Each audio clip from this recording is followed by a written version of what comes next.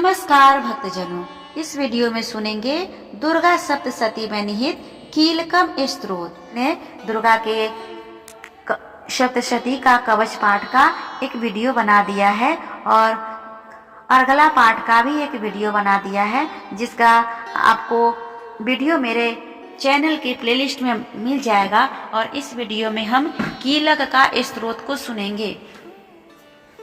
तो इस स्तोत्र को शुरू करने से पहले आप मेरे वीडियो को लाइक और शेयर कर ले। और आइए विघ्नहर्ता श्री गणेश का नाम लेकर इस कीलक के स्तोत्र की शुरुआत करते हैं। सर्व मंगल मांगल्ये शिवे सर्वार्थ साधिके शरण्ये त्र्यंबके गौरी नारायणी नमस्तुते। ओम चंडिका देवी को नमस्कार है। मार्कंडेय जी कहते हैं, विशुद्ध ज्ञान ही जिसका शरीर है, तीन वेद है जिनका तीन दिव्य नेत्र है, जो कल्याण प्राप्ति के हेतु है तथा अपने मस्तक पर अर्धचंद्र का मुकुट धारण करते हैं, उन भगवती शिवा को नमस्कार है। कीलक मंत्रों का जो अभिकीलक है, अर्थात मंत्रों की सिद्धि में विघ्न उपस्थित करने वाले शाप रूपी कीलक का जो निवारण करने वाला है, उस सप्तशती स्तोत्र को संपूर्णता से जानना चाहिए। यद्यपि सप्तशती के अतिरिक्त अन्य मंत्रों के जप में भी जो निरंतर लगा रहता है, वह भी कल्याण का भागी होता है। उसके भी उच्चाटन आदि कर्म सिद्ध होते हैं तथा उसे भी समस्त दुर्लभ वस्तुओं की प्राप्ति होती है। तथापि जो अन्य मंत्रों का जप न करके केवल इस सप्तशती नामक स्तोत्र से ही देवी की स्तुति करते हैं, उन्हें स्तुति मात्र से ही सच्चिदानंद स्वरूपनी सिद्ध हो जाती है। उन्हें अपने कार्य की सिद्धि के लिए मंत्र, औषधि तथा अन्य किसी साधन के उपयोग की आवश्यकता नहीं होती। बिना जप के ही उसके उच्चाटन आदि समस्त अभिचारिक कर्म सिद्ध हो जाते हैं। इतना ही नहीं, उनके संपूर्ण अभिष्ट वस्तुएं भी सिद्ध हो जाते हैं।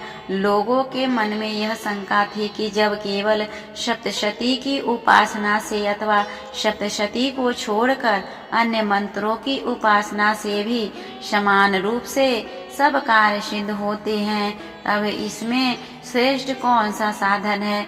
लोगों की इस शंका को सामने रखकर भगवान शंकर ने अपने पास आए हुए जिज्ञासुओं को समझाया कि यह सप्तशती नामक संपूर्ण स्तोत्र ही सर्वश्रेष्ठ एवं कल्याणमय है।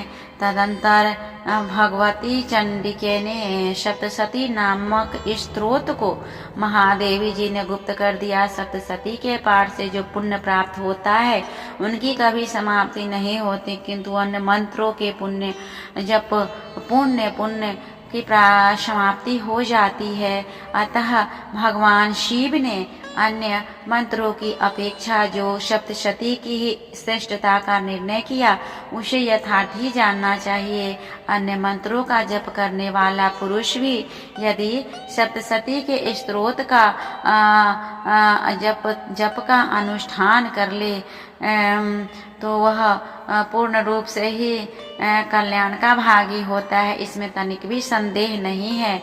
जो साधक कृष्ण पक्ष की चतुर्दशी अथवा अष्टमी को एकाग्रचित होकर भगवती की सेवा में अपना सर्वस्व समर्पित कर देता है और फिर उससे प्रसाद रूप से ग्रहण करता है, उसी पर भगवती प्रसन्न होती है, अन्यथा उनकी प्रसन्नता नहीं होती है।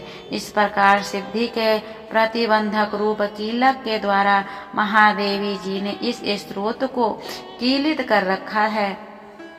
जो पूर्वोक्त रीति से निष्कीलन करके इस सप्तशती स्तोत्र का प्रतिदिन स्पष्ट उच्चारण पूर्वक पाठ करते हैं, वह मनुष्य सिद्ध हो जाता है, वही देवी का पार्षद होता है और वही गंधर्व भी होता है। सर्वत्र विचरते रहने पर भी इस संसार में उसे कहीं भी भय प्राप्त नहीं होता। वह अपमृत्यु के वश में नहीं पड़ता तथा देह त्यागने के अनंत मोक्ष प्राप्त कर लेता है।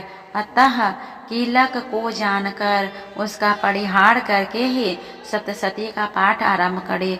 जो ऐसा नहीं करता उसका नाश हो जाता है। इसीलिए कीलक और निष्कीलन का ज्ञान प्राप्त करने पर ही यह स्त्रोत निर्दोष होता है और विद्वान पुरुष इस निर्दोष स्त्रोत का ही पाठ आरंभ करते हैं। स्त्रियों में जो कुछ भी सौभाग्य आदि दृष्टिगोचर होता है वह सब देवी के प्रसाद का ही फल है। अतः इस कल्याणमय स्त्रोत का सदा जप करना चाहिए।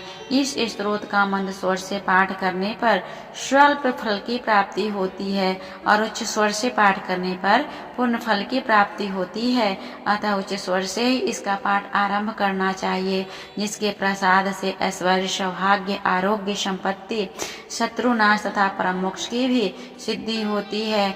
उन कल्याणमयी जगदम्बा की स्तुति मनुष्य क्यों नहीं करते हैं। इस तरह हमने सुना माता दुर्गा के सप्तशती पाठ के से पहले सुनने